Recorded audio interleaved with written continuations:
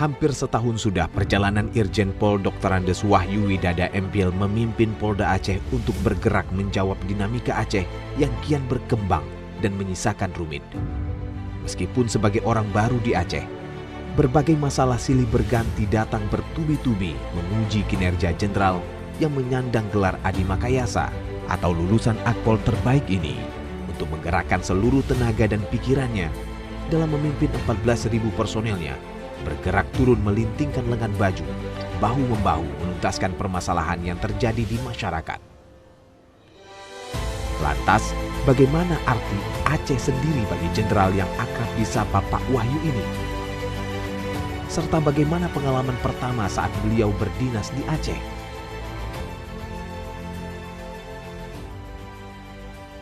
Awalnya saya datang ke sini tidak terbayang bahwa Aceh itu seperti ini, karena saya jujur saya belum pernah dinas di Aceh.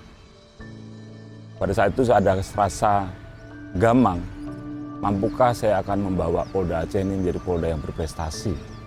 Karena saya belum pernah dinas di sini, saya belum mengenal karakter orang-orangnya, saya belum pernah mengenal masyarakatnya. Termasuk saya tidak mengenal juga dengan anggota-anggota saya. Nah, kondisi-kondisi ini kan wajar kalau membuat seorang pemimpin itu memiliki kegamangan. Kira-kira mereka mendukung saya enggak ya? Apalagi selama ini kan ada permasalahan-permasalahan di sini yang belum terselesaikan. Nah, oleh karena itu, saya secara pribadi melakukan hal-hal supaya lebih cepat mengenal Aceh ini. Nah, inilah langkah-langkah yang saya lakukan untuk lebih cepat mengenal Aceh. Ya, salah satunya melalui buku. Saya membaca buku, saya mengenal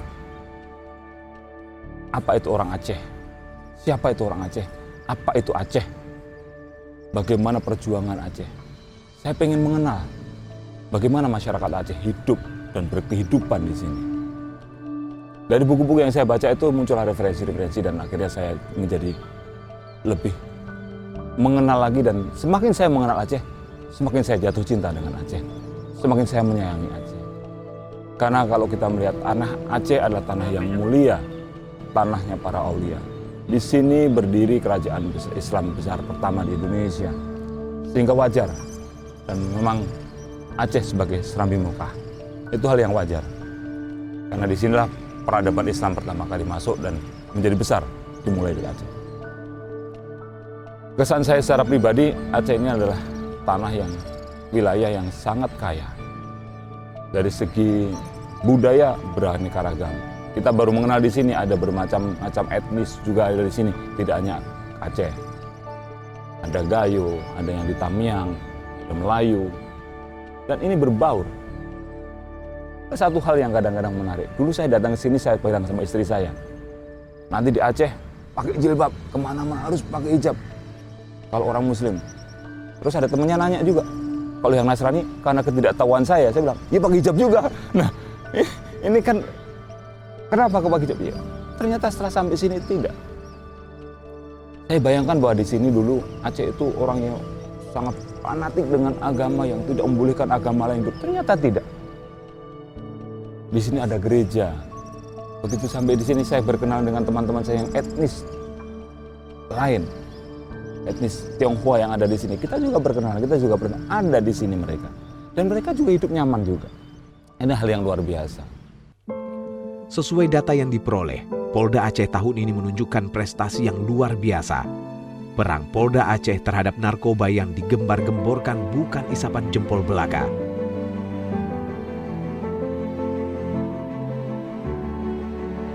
Terjadi kenaikan hingga 400% untuk barang bukti sabu dan 3.000% untuk barang bukti ekstasi.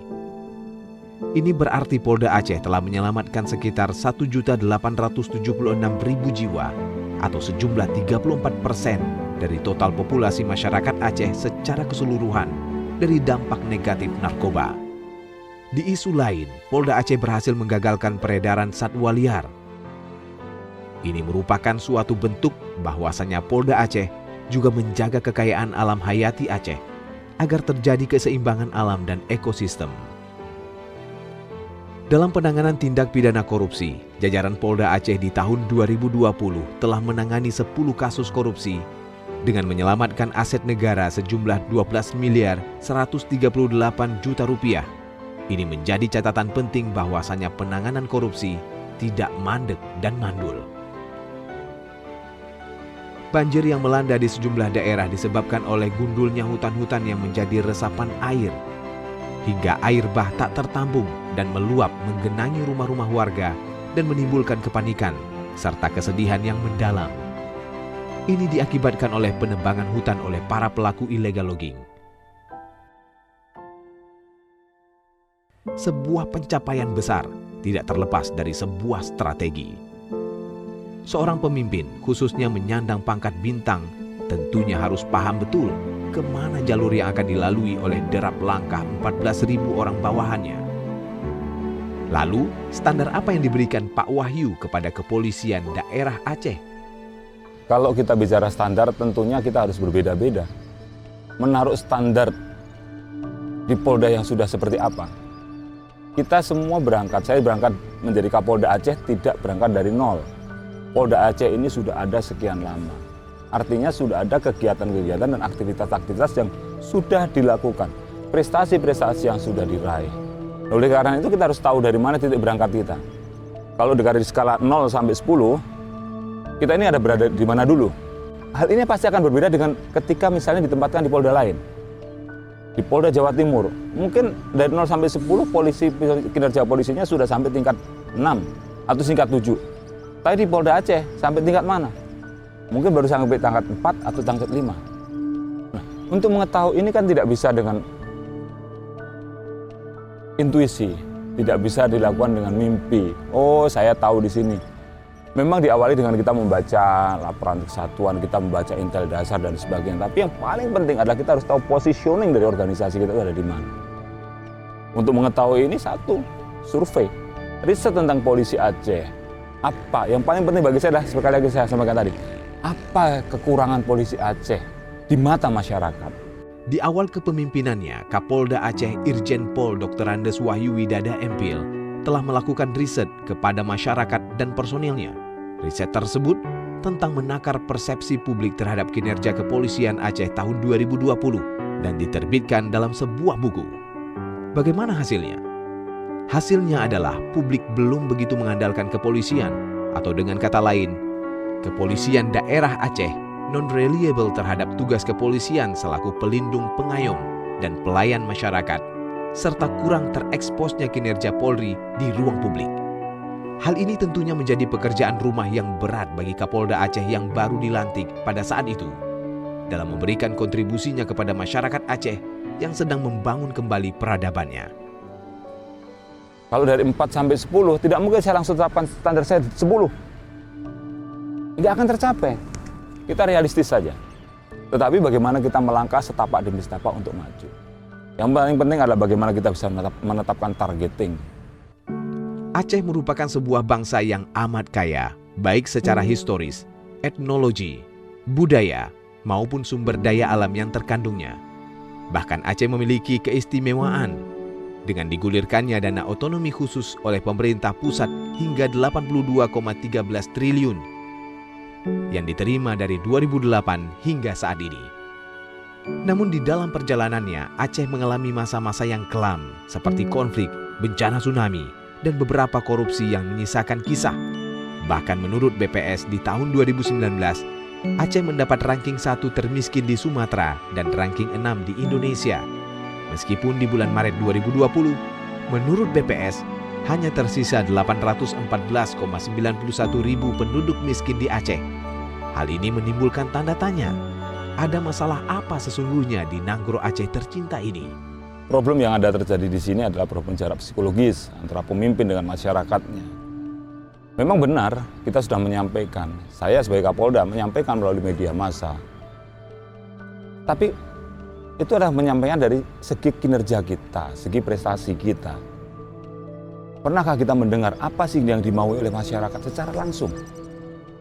Ya tidak mungkin semuanya kita bisa dengar satu persatu, tidak mungkin. Tetapi kita bisa melihat keterwakilan dari masyarakat. Mungkin kita bisa jalan ke satu tempat, ngobrol saja dengan 1-2 penduduk, apa sih yang sebenarnya diinginkan. Itu yang ingin kita bangun adalah bagaimana komunikasi langsung antara polisi dengan masyarakat sehingga tidak ada barrier di situ. Membangun hubungan polisi dan masyarakat dalam satu kesetaraan.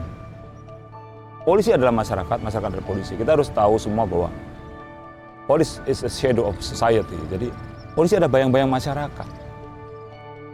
Di mana masyarakat ada, di situ ada polisi. Di mana ada polisi, itu ada masyarakat. Sehingga kita ini nggak bisa terpisahkan antara seperti ikan dengan air. Tidak bisa terpisahkan. Sehingga harus menyatu, harus mencari informasi. Oleh karena itu kalau saya misalnya turun ke bawah, bicara, kadang-kadang saya bicara dengan anak-anak kecil. Hanya sekedar menyapa. Tapi coba lihat, saya paling suka melihat ekspresinya. Bagaimana mereka menunjukkan kegembiraan. Komunikasi, kalau dalam teori itu ada dibagi, dalam teori komunikasi, itu ada pemberi pesan, ada sarananya, ada penerima pesan. Yang paling penting adalah seorang pemberi pesan ini ketika menyampaikan sesuatu, didengar, diketahui, dan dilaksanakan. Kalau hanya didengar, diketahui, tidak dilaksanakan, itu belum efektif komunikasinya. Jadi, dalam kondisi pandemi COVID ini, kita melihat masyarakat kita masih banyak yang belum patuh dengan protokol kesehatan. Kadang-kadang ada orang yang, Pak Kapolda bagus Pak kontennya, videonya Bapak bagus. Tapi bagi saya yang penting bukan videonya, bukan bagusnya video. Yang penting masyarakat itu mengikuti apa yang kita sampaikan. Nah, komunikasi ini yang sekarang seolah-olah ada hambatan psikologis antara yang di atas dengan yang di bawah. Sehingga yang muncul ada riak-riak, ada rumor. Kalau saluran komunikasi ini mampet, pasti akan terjadi cracking di dalam saluran itu. Nah, cracking itu kan bocor. Bocor itu yang disebut dengan rumor. Belum tentu rumor ini benar. Sebuah mimpi. Segala sesuatu yang besar harus dimulai dari mimpi. Mimpi-mimpi itu yang akan menjadi pedoman kita untuk melangkah mewujudkan meraih tujuan. Lalu apa mimpi besar Pak Wahyu? Karena salah satu harapan saya adalah bagaimana kita ini bisa membangun Aceh. Saya sayang dengan Aceh. Dan orang sayang Aceh. Saya cinta dengan Aceh. Oleh karena itu saya menginginkan sesuatu hal yang bisa membuat Aceh ini menjadi sebuah wilayah yang sejahtera. Menjadi wilayah yang ramah terhadap tumbuh anak.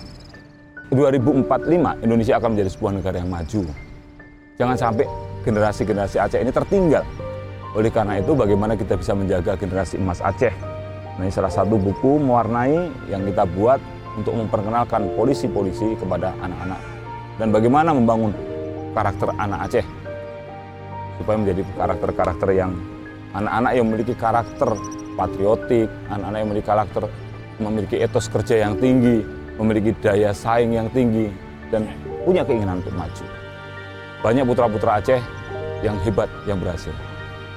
Kalau saya sebagai seorang Kapolda hanya berpikir tentang Polda saja itu terlalu kecil.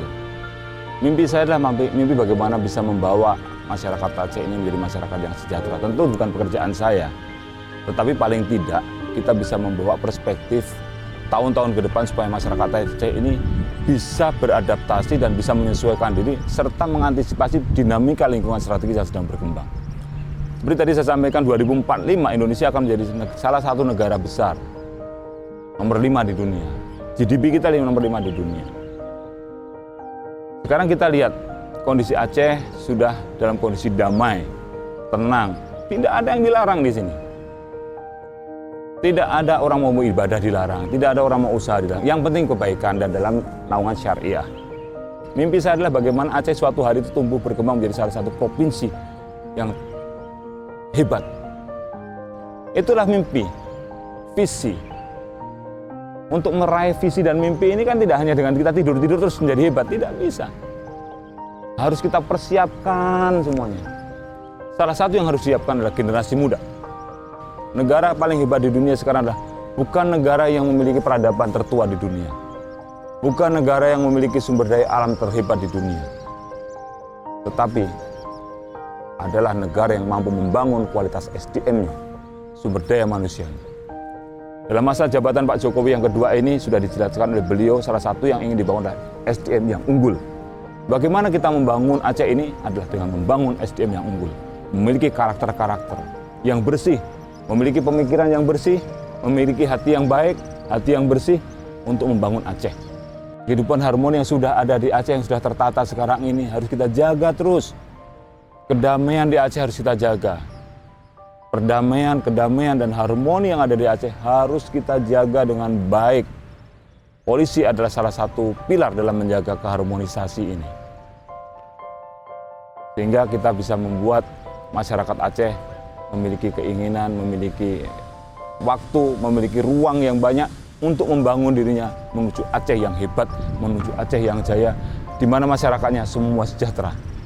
Mari kita pikirkan semua dan kita curahkan energi kita bersama-sama. Seluruh elemen masyarakat memiliki visi yang sama, memiliki mimpi yang sama, baik dari usia tua sampai anak-anak, membawa Aceh ini menjadi wilayah Aceh yang hebat.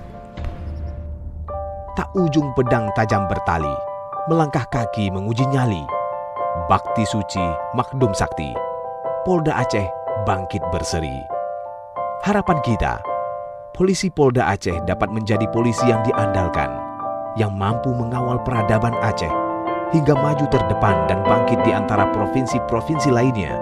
Semoga selamat bertugas Pak Wahyu. Doa dan harapan kami masyarakat Aceh kepada kepolisian daerah Aceh terus menyertai.